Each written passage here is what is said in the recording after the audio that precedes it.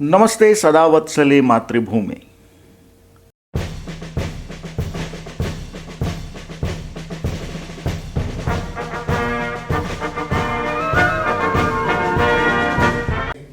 कहते हैं ना, राह टेढ़ी है मगर चलना जरूरी है, जिंदगी जंग है लड़ना जरूरी है। कहे इतिहास दुनिया में कढ़े, एक नया इतिहास बनना जरूरी है। हर रह गुजर पे शम्मा जलाना है मेरा काम, तेवर है क्या हवा के ये मैं जानता नहीं। भारत की बात सुनाता हूं चैनल पर डायलॉग विद वेटरन्स में आज हमारी दूसरी कड़ी है और इस दूसरी कड़ी में मैं आप सभी का हृदय से स्वागत करता हूं। यूं तो सेना और सेना नायक किसी तारुफ के मोहताज नहीं हैं, लेकिन हमें इनसे बहुत कुछ सीखना है। हमारी आज की कड़ी में मैं अपने साथी ग्रुप कैप्टन नरेंद्र वर्मा जी के साथ बात करेंगे कर्नल गोपाल सिंह वीएसएम, और हम बात करेंगे प्रदेश अध्यक्ष अखिल भारतीय पूर्व सैनिक परिषद हरियाणा से। सर, आपका भारत की बात सुनाता हूं चैनल पर डायलॉग विद वेटरन्स की सेकंड कड़ी में हम आपका हृदय से स्वागत करते हैं। सर, कर्नल गोपाल सिंह, आपका भारत की बात सुनाता के मंच पे मैं आपका स्वागत करता हूं। हम जानना चाहेंगे कि आपने सेना कब ज्वाइन की, आप सेना से कब निवृत्त हुए? नमस्कार, प्रणाम। मैं एक पूर्व सैनिक अभी, लेकिन 1971 की लड़ाई के बादल छा रहे थे भारत पर और 1 अक्टूबर 1971 को मैं दिल्ली आकर के सेना के अंदर एजुकेशन इंस्ट्रक्टर के रूप में ज्वाइन किया। लेकिन तमन्ना थी कि क्यों ना, यदि हम सैनिक बन सकते हैं तो क्यों ना अधिकारी बने, और इस मुहिम को या उद्देश्य को अपने जहन में लेते हुए हम कोशिश की, लेकिन शॉर्ट सर्विस कमीशन के लिए तैयार हो गए। अनफॉर्चुनेटली ग्रेजुएशन हो गई, हम कुल 12वीं पास थे तो वहाँ नहीं जा पाए। तो उसके बाद हमने तैयारी की और आर्मी कैडेट कॉलेज के द्वारा 76 में एसीसी के लिए सेलेक्ट हुए और 1980 में आईएमए से कमीशन लिया और हम पैराशूट रेजिमेंट के अंदर ज्वाइन किया। मेरे जहन में एक सवाल ये था कि क्या आज की परिस्थिति में जो विश्व भर में जो स्थिति बन रही है, क्या हमारे देश की सेनाएं सक्षम हैं? ये आपने बहुत बड़ा सवाल पूछा है। ये इसको यानी कई चैनलों पे मुझसे पूछा गया है। मैं ये कहूँगा कि लड़ाई से यानी हमारा भारत आज़ाद हुआ उससे पहले, आप जब पृथ्वी बनी, सनातन धर्म या हमारा सनातनी ये राष्ट्र बना, उससे आज तक हमारी सारी सेनाएं, चाहे किन्हीं राजाओं की रही हो, सबकी रही हो, सेनाएं सक्षम रही हैं। लेकिन 1947 की बाद में जब हम आज़ाद हुए, उस समय का जो हालात थे, उन हालातों के हिसाब से भी हमारी सेनाएं सक्षम थी। लेकिन क्योंकि उस तरीके का हमारे पास में ना गोला बारूद, ना हथियार, ना कपड़े, ना पहनने का ये उस तरीके की चीज़ें नहीं थी, लेकिन उसके बावजूद भी हमारी सेना का मनोबल सबसे उच्चतम रहा है। चाहे वो वर्ल्ड वार 1 हो, चाहे वर्ल्ड वार 2 हो, चाहे United Nations peace keeping force हो, चाहे वो हमारे पाकिस्तान के खिलाफ की 3 लड़ाई लड़ी पाकिस्तान से, तीनों से हमने जीती। सिर्फ एक ही 1962 की लड़ाई है जिसके अंदर हिंदी चीनी भाई भाई का बात को लेकर के चले और उन्होंने, चीन ने पीठ में हमारे में छुरा घोंपा और उससे हम जो है काफ़ी प्रताड़ित हुए। सेना के अंदर कोई कमी नहीं थी, लेकिन यदि सिपाही के, सैनिक के पास में बंदूक तो है लेकिन बंदूक में गोली नहीं, तो वो तो एक लठ के बराबर है और फिर दूसरा जो है आपसे बंदूक से वार करना। तो उस समय की परिस्थितियों में जैसा भी रहा, उसके बाद में आज आप देखें, आज देश वे बहुत ही सुदृढ़ हाथों में है। 2 चीज़ें होती है सेना के लिए, एक सेना का मनोबल, दूसरा उसके साथ में अस्त्र बल, यानी उसके साथ में गोला बहादुर बल, और तीसरी सबसे बड़ी बात है पॉलिटी, यानी पॉलिटिकल विल पावर। यदि विल पावर बहुत तगड़ी है और सपोर्ट करने वाली है, आपको डायरेक्ट सही डायरेक्शन देने वाली है, तो सेना भारतीय कुछ भी कर सकती है, किसी समय कर सकती है और कभी हारी नहीं है। और सेना से आप कब निवृत्त हुए? सेना में तकरीबन 36 साल 9 महीने की ट्रेनिंग करने के सर्विस करने के बाद 2008 जून में हम सेना निवृत्त हुए और उसके बाद में तमाम कामों में सोशल कामों में और यूथ को आगे बढ़ाने में मदद दे रहे हैं। कर्नल साहब, हम सब सैनिकों की बहुत मीठी यादें होती हैं।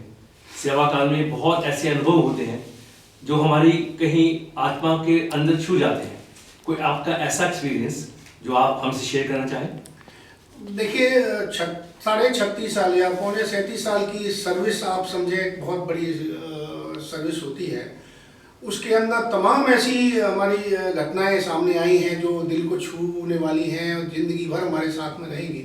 लेकिन चंद एक घटनाएं ऐसी हैं जो कि जिनमें से 2-3 के बारे में बात करूंगा।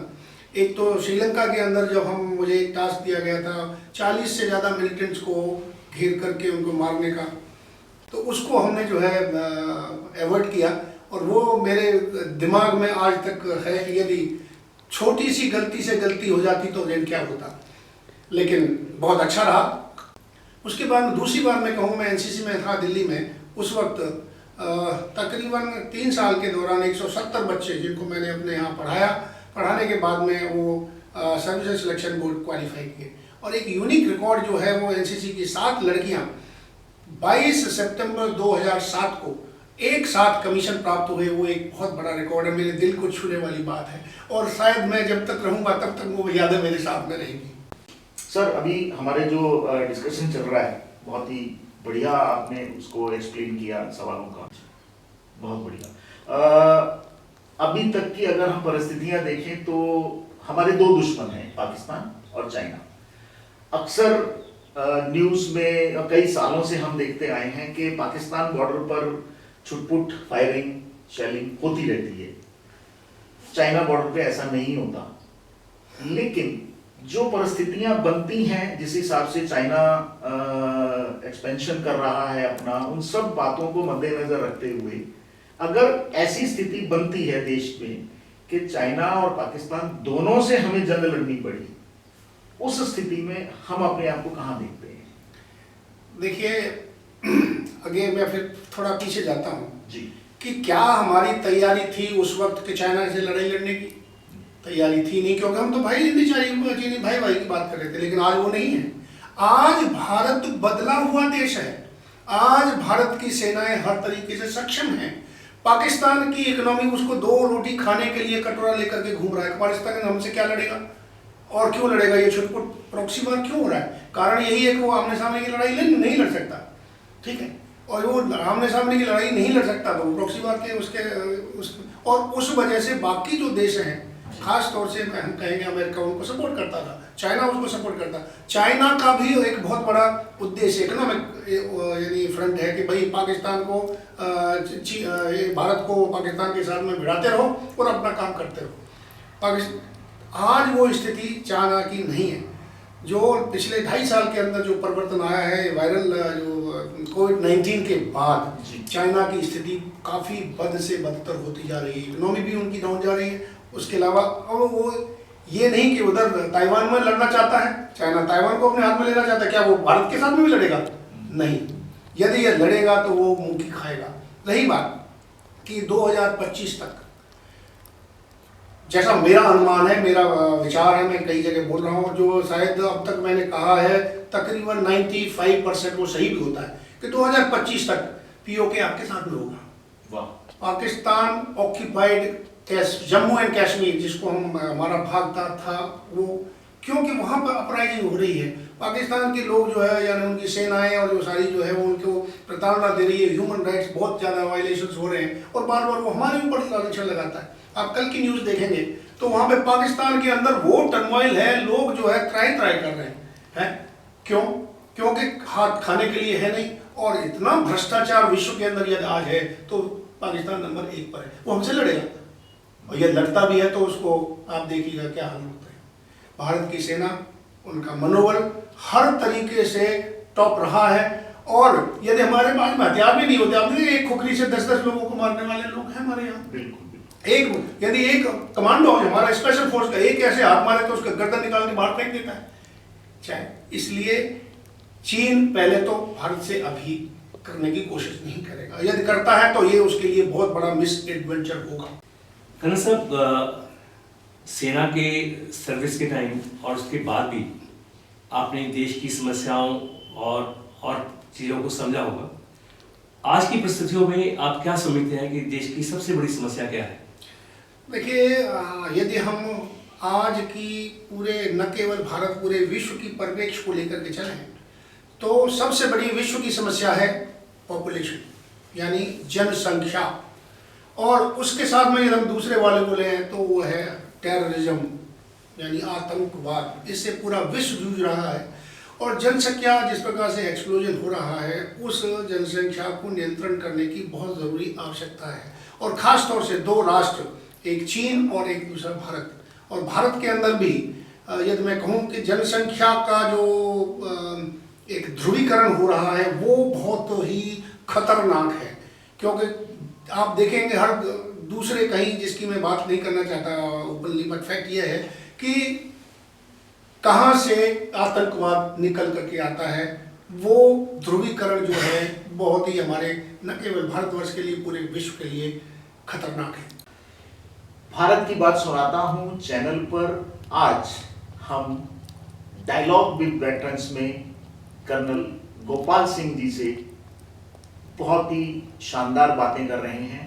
सर, सारी बातों में एक बात और मेरे ध्यान में आती है कि देश में अभी, जैसे आपने पहले भी कहा कि देश में जो जनसंख्या बढ़ रही है और जनसंख्या बढ़ने के साथ जो आतंकवाद बढ़ रहा है वो एक विशेष समुदाय से बिलोंग करता है।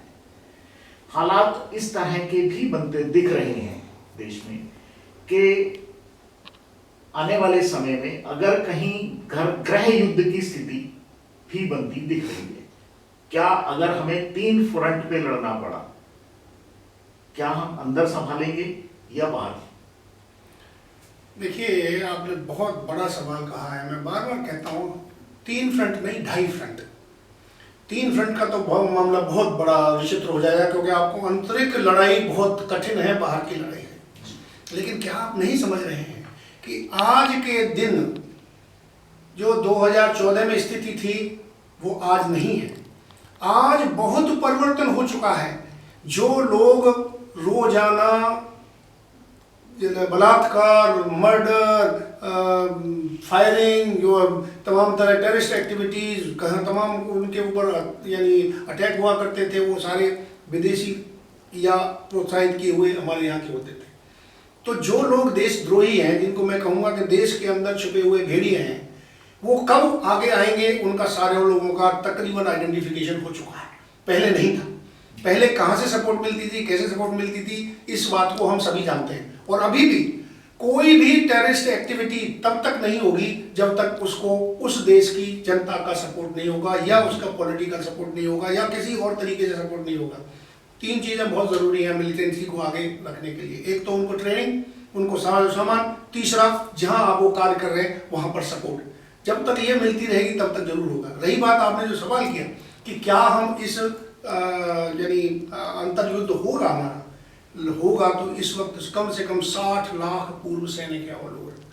60 लाख पूर्व सैनिक, संख्या हमारी 13 लाख आर्मी और 11-12 लाख आपके मिलिट्री जो आपके फ्रंट में बाकी देखें तो ये किस लिए हैं। उसके अलावा हमारी पुलिस, और उसके अलावा आज एनसीसी के 13 लाख कैडेट्स हैं।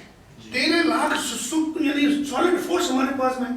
और उसके अलावा हमें आजकल अब ये देखेंगे कि जो भी मान लीजिए गलत गतिविधि वाला है उसके ऊपर पहले ही नजर है। और हमारे आप जैसे किस लिए हैं, हम अब पड़ोस में कुछ दिखाई दे रहे तो हम पहले ही पता है कि हाँ ये आदमी ऐसा करेगा तो उसको वहीं की भी दवा लेंगे।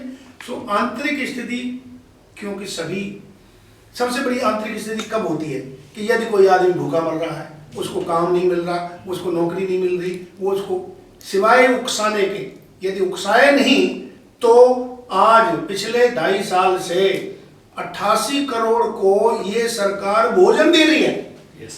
नहीं तो लाखों लोग, करोड़ों लोग मर जाते कोविड-19 के अंदर।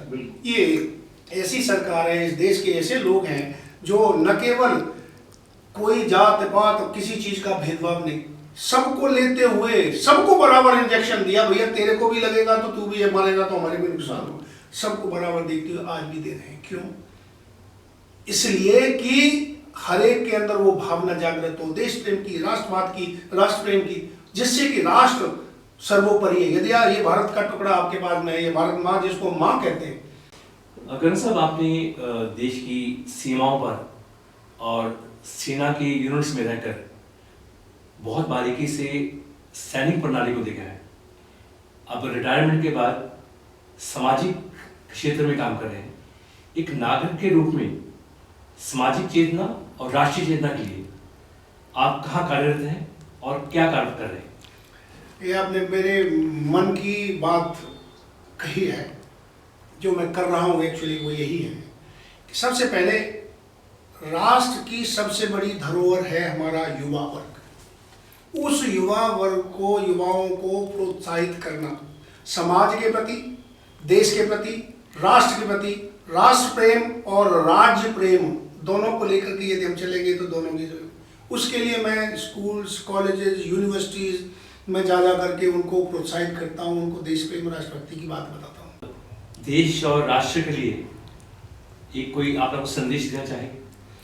देखिए, देश के लिए सबसे बड़ा संदेश है कि मैं तो अपने युवाओं के लिए कहूँगा और देश के भाइयों के लिए कहूँगा कि मैं एक पूर्व सैनिक होने के नाते जिस संस्था को चला रहा हूँ, अखिल भारतीय पूर्व सैनिक सेवा परिषद, जिसमें वीर पुरुष हमारे जो यानी बलिदानी हुए हैं, उनकी पत्नियाँ, उनके बच्चे, उनको प्रोत्साहित करना, उनको सही रास्ता दिखा करके गाइड करना। उसके अलावा देश में सबसे बड़ी बात है कि गलत रास्ते पे चलने वाले बच्चे को सही रास्ता दिखा करके उसको राष्ट्र प्रेम, देश प्रेम के लिए आगे बढ़ाना। सेवा हम कर रहे हैं, साहस हम सबके अंदर है, और यदि हम सभी मिलजुल करके सम्मान देंगे तो शायद हम पूरे लोग न केवल भारत के अंदर, पूरे विश्व के अंदर सम्मानित होंगे और दूसरों को सम्मानित करेंगे। कहते हैं ना, राह टेढ़ी है मगर चलना जरूरी है, जिंदगी जंग है लड़ना जरूरी है, कहे इतिहास दुनिया में कढ़े, एक नया इतिहास बनना जरूरी है। दुश्मनों से भरे इस माहौल में, दुश्मनों से भरे इस माहौल में, जैसे आपने सवाल पूछा, चाइना, पाकिस्तान, भारत के अंदर के जो भेड़िए दुश्मन भारत को तोड़ने के ऊपर लगे हुए हैं और बाहर से भी कर रहे हैं, दुश्मनों से भरे इस माहौल में प्रेम का एक शब्द पढ़ना जरूरी है। प्रेम का एक शब्द पढ़ना। काम नामुमकिन कोई होता नहीं, काम नामुमकिन कोई होता नहीं, उसके लिए बस तपना जरूरी है। इस भारत माँ के लिए, अपनी मातृभूमि के लिए गोपाल क्या क्या न कजरे कर गुजरे यार, इसके लिए जीवन देना भी पड़े तो जीवन देना भी जरूरी है, जीवन देना भी जरूरी है।